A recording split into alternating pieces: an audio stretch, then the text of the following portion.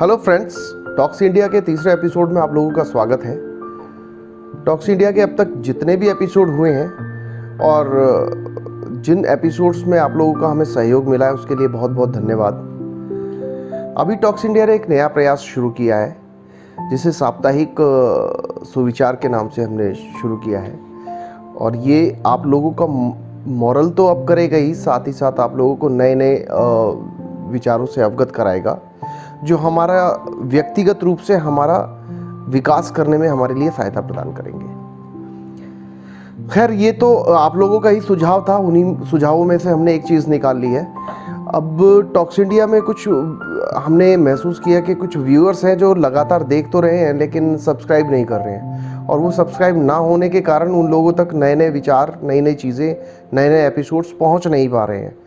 तो मैं उन लोगों से अनुरोध करूंगा कि प्लीज़ वो अपना सब्सक्राइब वाला बटन दबाकर बेल आइकन प्रेस कर लें, सो दैट उनको नए नए एपिसोड जो हमारे बन रहे हैं या फिर जो भी कुछ नया हमारा आप लोगों के सामने आएगा उसको देख पाएँ और समझ पाएँ कि हम लोग अब किस तरफ जा रहे हैं। और ख़ासकर मैं ये चाहूँगा व्यूअर्स भी अपने कुछ विचार ज़रूर रखें।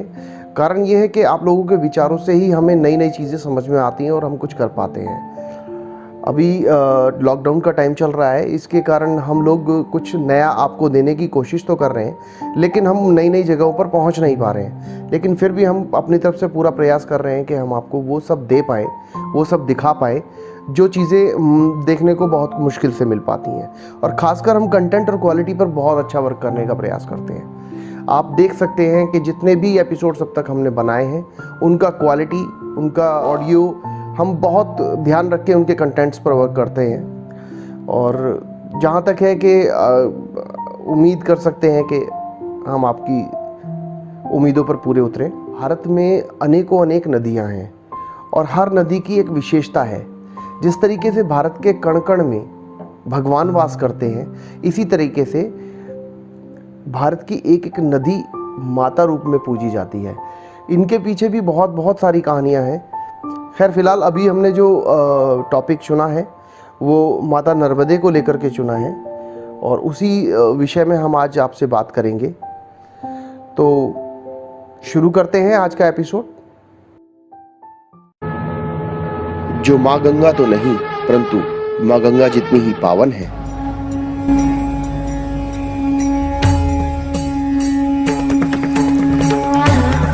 जिसमें स्नान करके माँ गंगा की तरह जीवन के सभी पापों का हो जाता है अंत।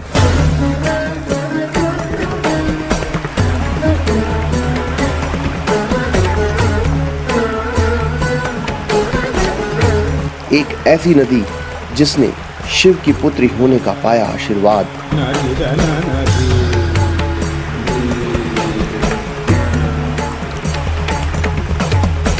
जिसके कंकर कंकर में स्वयं शंकर विराजमान है, वो है माँ नर्मदा।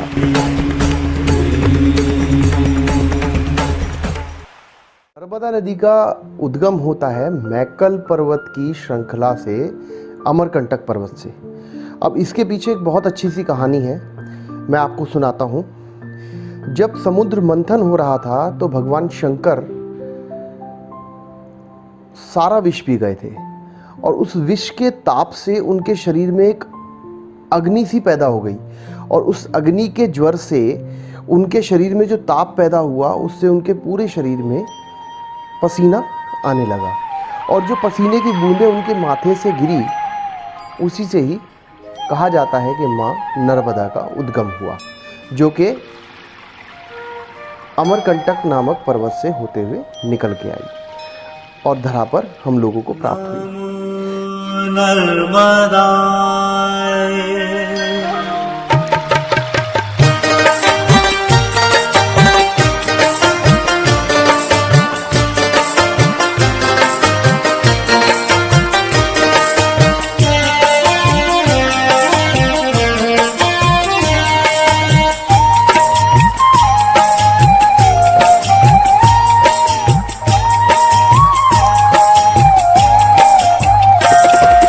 सिंधु सिंधु सुस्खल तरंग भंग रंजित विहितं द्विचक्षु पाप जात जात कारी वारि संयुतं कृतांत दूत काल भूत भीतिहारि वर्मदे त्वदीय पाद पंकजं नमामि देवी नर्मदे त्वदीय पाद पंकजं नमामि देवी नर्मदे नमामि देवी नर्मदे नमामि देवी नर्मदे नमामि देवी नर्मदे नमामि देवी नर्मदे त्वदीय पाद पंकजं नमामि देवी नर्मदे त्वदीय पाद पंकजं नमामि देवी नर्मदे।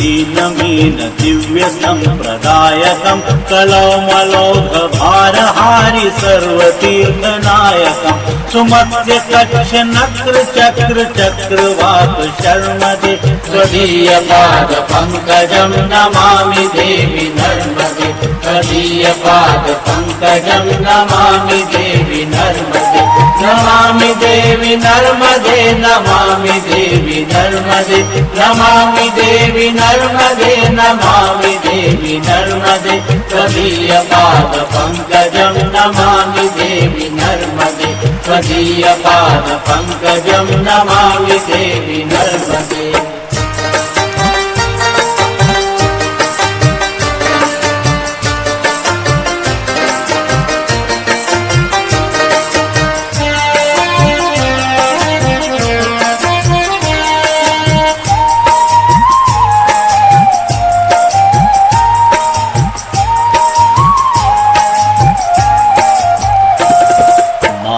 गभीर नीरपूर पापधूत भूतलं वनत् समस्त पातकारी दारितापदाचलं जगल्लये महाभये म्रकण्डु सूनु हर्म्यदे त्वदीय पाद पंकजं नमामि देवी नर्मदे त्वदीय पाद पंकजं नमामि देवी नर्मदे नमामि देवी नर्मदे नमामि देवी नर्मदे नमामि देवी नर्मदे नमामि देवी नर्मदे त्वदीय पाद पंकजं नमामि देवी नर्मदे त्वदीय पाद पंकजं नमामि देवी नर्मदे।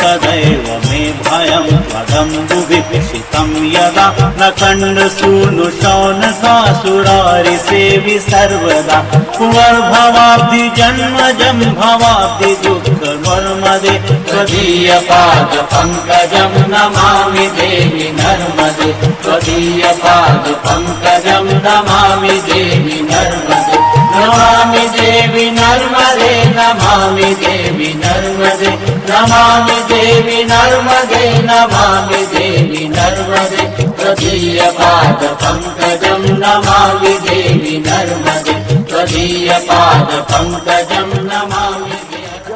माँ नर्मदे ने भगवान ब्रह्मा जी की पूजा की और उनका तप करने के बाद उनसे एक वर मांगा कि मुझे भी गंगा जैसा पावन और पवित्र मानकर दुनिया पूजे।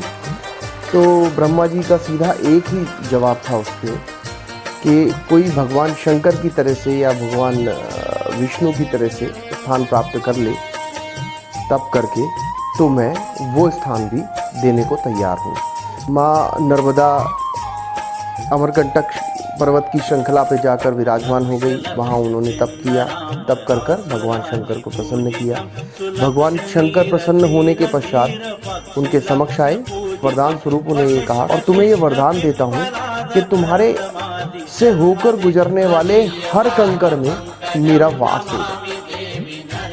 और गंगा में नहाने के बाद लोग पावन होते हैं, ब्रह्मपुत्र में नहाने के बाद लोग पावन होते हैं, तुम्हारे दर्शन मात्र से ही लोगों को वो सुख मिलेगा जिसके लिए लोग इच्छा करते हैं। इसी वजह से आज भी माँ नर्मदे के हर कंकर को शंकर के रूप में पूजा जाता है, क्योंकि वहाँ से प्राप्त होने वाला हर पत्थर अपने आप में एक आभा लेकर निकलता है।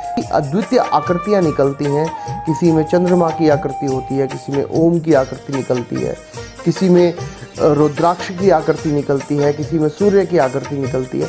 हर कंकर में कोई ना कोई आकृति विद्यमान है जो इस बात को प्रदर्शित करती है कि वास्तव में ये अद्वितीय नदी है। इस नदी से प्राप्त होने वाला हर कंकर शंकर स्वरूप है। अब इसमें यह है कि एक चीज़ और भी है जो ज्ञानियों का और ऋषियों का मानना है या फिर हमारे पौराणिक इतिहास से रिलेटेड है, वो ये है कि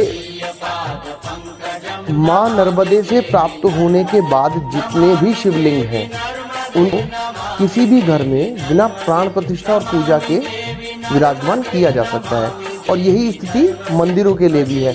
और इसी वजह से जितने भी अच्छे और बड़े मंदिर हैं या पूरे भारतवर्ष में जितने भी मंदिर हैं, जब उनमें शिवलिंग का स्थापना करना होता है तो शिवलिंग के लिए पत्थर यहीं से प्राप्त किया जाता है या शिवलिंग को यहाँ से ही ले जाया जाता है।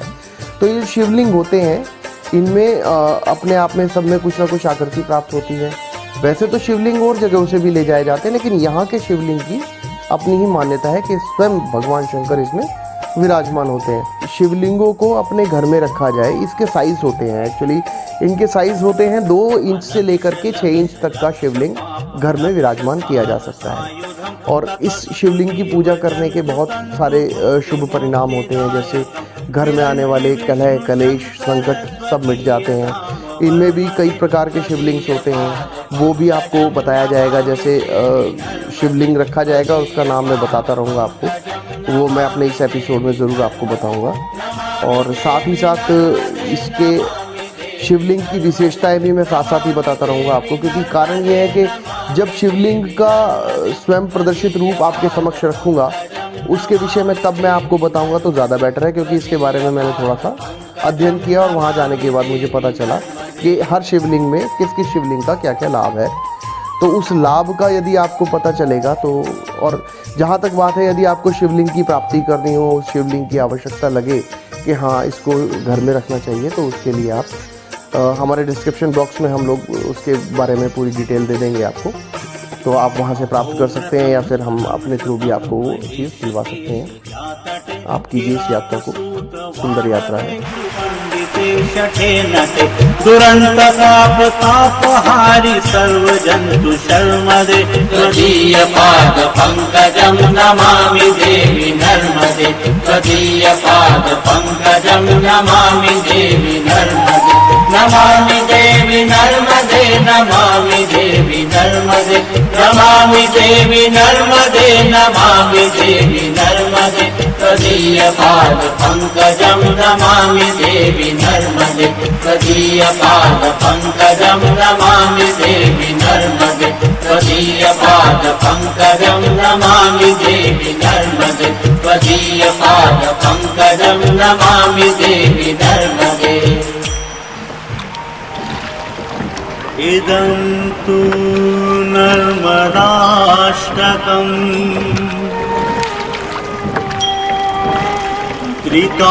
त्रिकालमेव ये सदा पठन्ति ते निरन्तरम् न यान्ति दुर्गतिं कदा।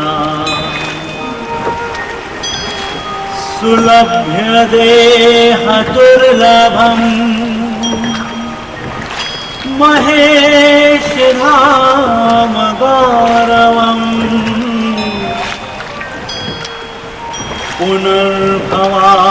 पुनर्भवानरानवे विलोकयन्ति रघोरवम्।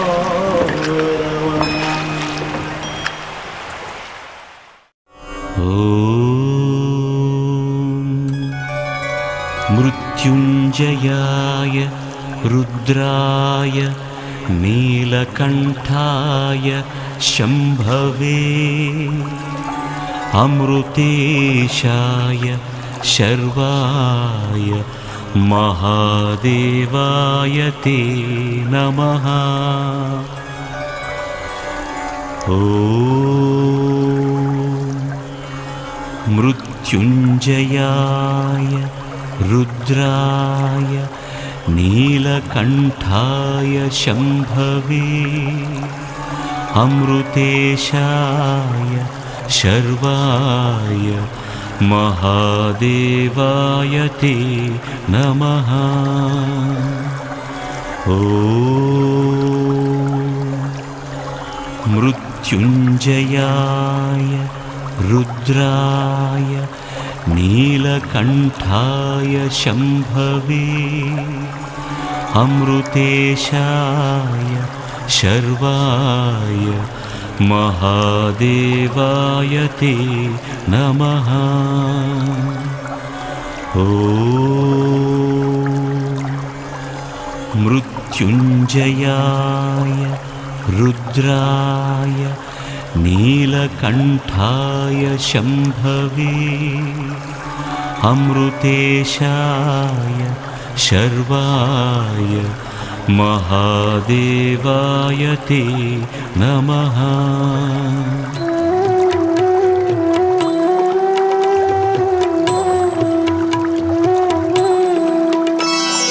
ब्रह्ममुरारिसुरार्चितलिङ्गं निर्मलभासितशोभितलिङ्गम्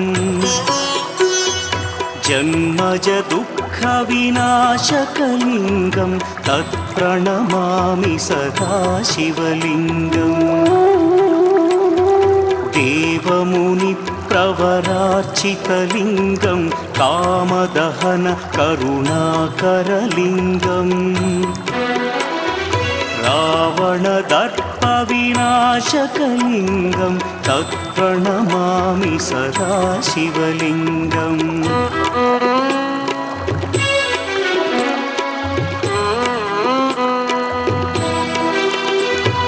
सर्वसुगन्धसुलेपितलिङ्गं बुद्धिविवर्धनकारणलिङ्गं सिद्धसुरासुरवन्दितलिङ्गं तत्प्रणमामि सदा शिवलिङ्गं।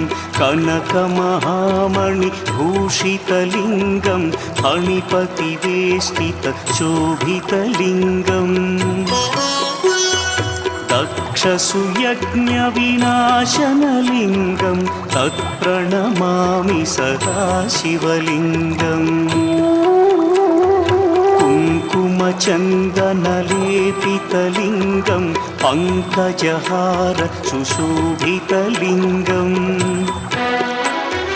सञ्चितपापविनाशनलिङ्गं तत्प्रणमामि सदा शिवलिङ्गम्।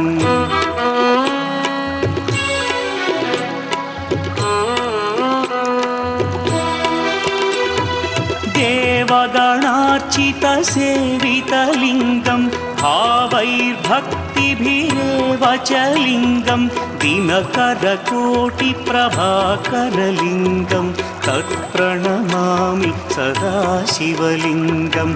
अष्टदलोपरिवेष्टितलिङ्गं सर्वसमुद्भवकारणलिङ्गम् अष्टदरिद्र्यविनाशनलिङ्गं तत्प्रणमामि सदा शिवलिङ्गम्। सुरगुरुसुरवरपूजितलिङ्गं सुरवनपुष्पसदार्चितलिङ्गम् परमपदं परमात्मकलिङ्गं तत्प्रणमामि सदा शिवलिङ्गम्। लिङ्गाष्टकमिदं पुण्यं यः पठेच्छिवसन्निधौ शिवलोकमवाप्नोति शिवेन सह मोदते।